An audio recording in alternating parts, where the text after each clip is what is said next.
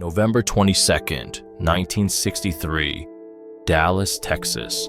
Right before the eyes of the entire nation, a man was killed.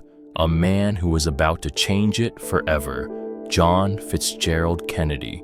In the 60 years since, there have been commissions, experts, thousands of documents, and thousands of questions.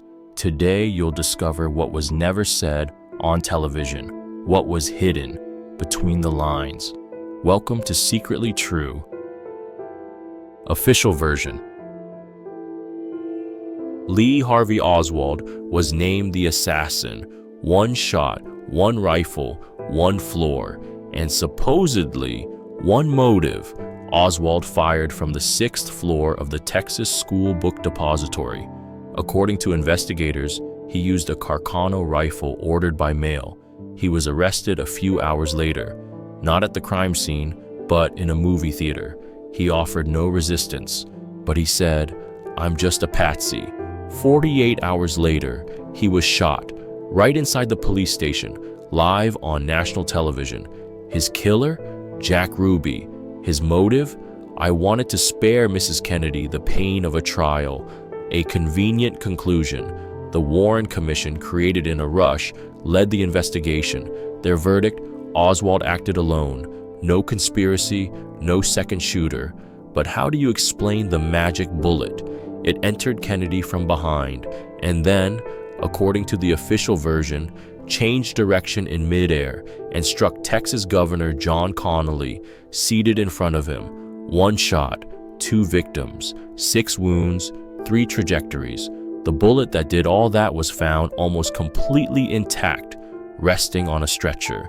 They called it the magic bullet. The problem is, magic doesn't work like that. Mysteries in the documents. In 2017, and again in 2022, thousands of pages related to the Kennedy case were declassified.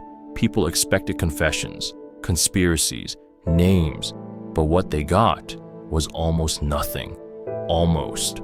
Among those papers was a plan with the code name Operation Northwoods, ideas to stage terrorist attacks on U.S. soil, blame them on Cuba, and start a war.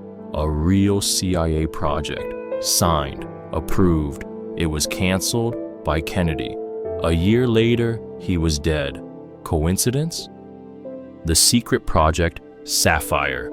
In 2023, a document surfaced online, allegedly part of a secret archive belonging to a former NSA agent. Project Sapphire. Inside it, a list of politicians interfering with the strategy of U.S. global dominance. At number 3, John F. Kennedy. Why? He wanted to end the war in Vietnam.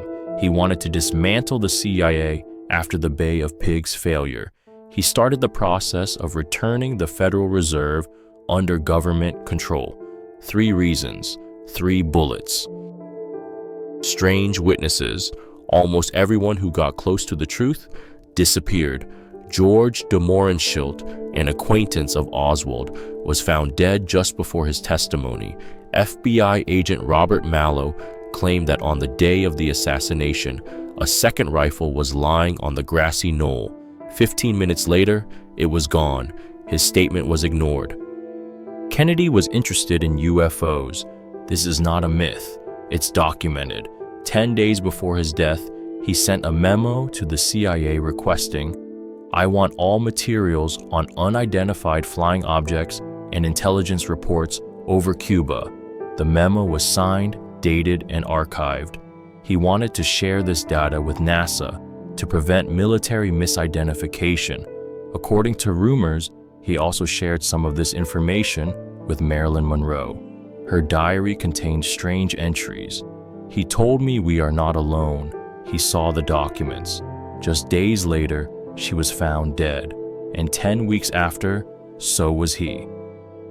There are also conspiracy theories.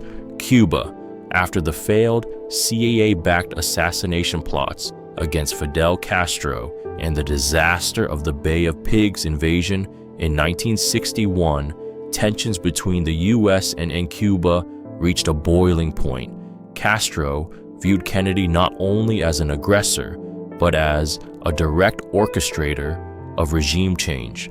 Operation Mongoose, a covert campaign of sabotage and disruption approved during Kennedy's presidency, further fueled Cuban suspicions. In the eyes of some, Kennedy's assassination was not a random act of violence, but an act of retribution, carefully executed to send a message to Washington. Cuba would not tolerate another foreign intervention. The mafia. Before his presidency, the Kennedy family had murky ties to organized crime.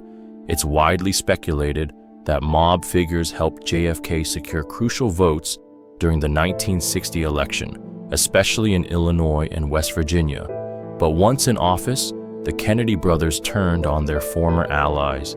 Attorney General Robert F. Kennedy led an unprecedented crackdown on the mafia, resulting in hundreds of indictments and convictions.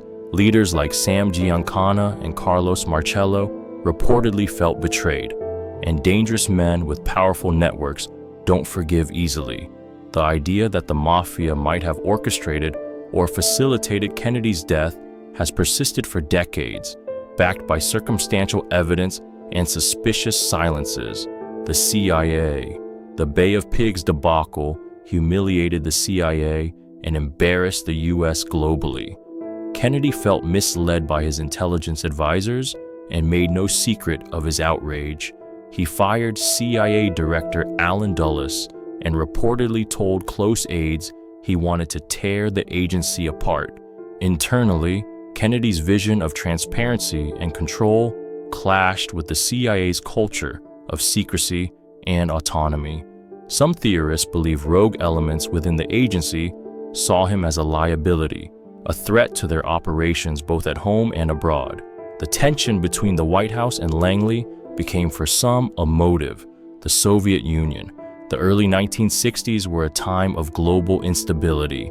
After the Cuban Missile Crisis in 1962, where Kennedy forced the Soviet Union to back down, he was hailed as a hero in the West and an obstacle in the East. Nikita Khrushchev's retreat was seen as a humiliation, and Soviet hardliners reportedly viewed Kennedy as unpredictable and dangerous. While there is no hard proof of direct Soviet involvement, the Cold War climate was ripe for proxy violence, and Kennedy was the face of American resolve. Assassination in such a volatile geopolitical environment was not out of the question. The financial elite. On June 4, 1963, Kennedy signed Executive Order 11110, authorizing the U.S. Treasury to issue silver-backed currency, challenging the dominance of the Federal Reserve, a private banking entity that held immense control over U.S. monetary policy. The order aimed to return some financial power to the government and reduce dependency on privately issued notes. After Kennedy's death, the new administration quietly abandoned the policy. The silver certificates were withdrawn from circulation, and the Federal Reserve's influence remained untouched. To some, this suggests that powerful banking interests saw Kennedy's reforms as too dangerous and too disruptive to ignore. It would be naive to believe that we will ever know everything, but just before his death, Kennedy said a strange phrase: "If you say the truth too early, you simply won't be heard, or you'll be killed." He was the president, he was a symbol of change, and he knew too much. What exactly happened in Dallas? Who's been keeping these secrets for 60 years? Maybe the truth is close. It's just dangerous.